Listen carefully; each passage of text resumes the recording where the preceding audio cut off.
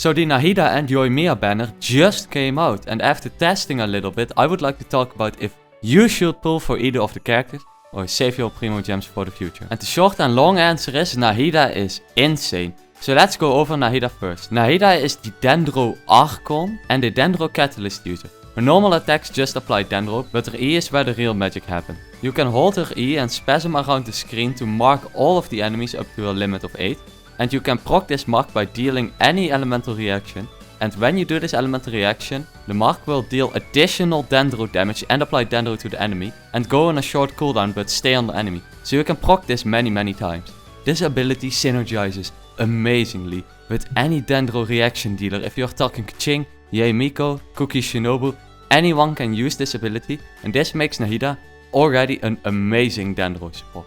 And then we already have the Elemental Burst, which depending on the elements inside of your team, buffs her E skill and also just has the biggest radius ever. Like it can cover the entire floor of Abyss pretty much. These buffs depend on which element you have in your team, and these buffs help your E be even stronger. But in short, the thing Nahida does best is apply Dendro to the enemies through her E, and she doesn't need to be on the field all the time to do this. She only needs to take a picture and the mark lasts for a long time and can apply a lot of Dendro to the enemies. Next to that, she scales insanely well off of Elemental Mastery, so the build is very clear. You can slap a ton of Elemental Mastery on it, and she provides your team with buffs in EM, she provides herself with buffs in EM, and honestly is on Kazuha tier of just buffing the rest of your team in raw stats, giving everyone a ton of Elemental Mastery and thus making your Elemental Reaction team so much stronger. She is truly a insane Dendro support. Next to Nahida there is Yoimiya. Now Yoimiya has a lot simpler kit. Her E infuses her bow with Pyro damage and it does a ton of damage on her normal attacks. And her ultimate can infect a character with some sort of Pyro damage and constantly ticks down until they die and then it spreads to the next character.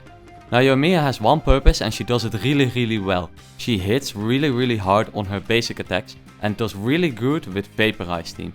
So pair your Yoimiya with a Zincho and you're guaranteed to do insane damage. Now Yoimiya's biggest strength is single target damage.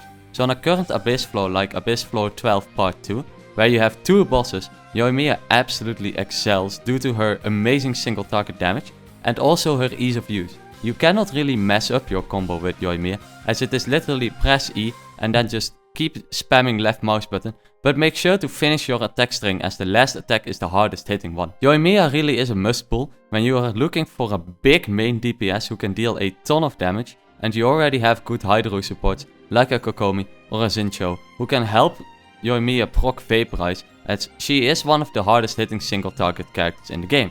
I also think she is quite fun with her animations in tow.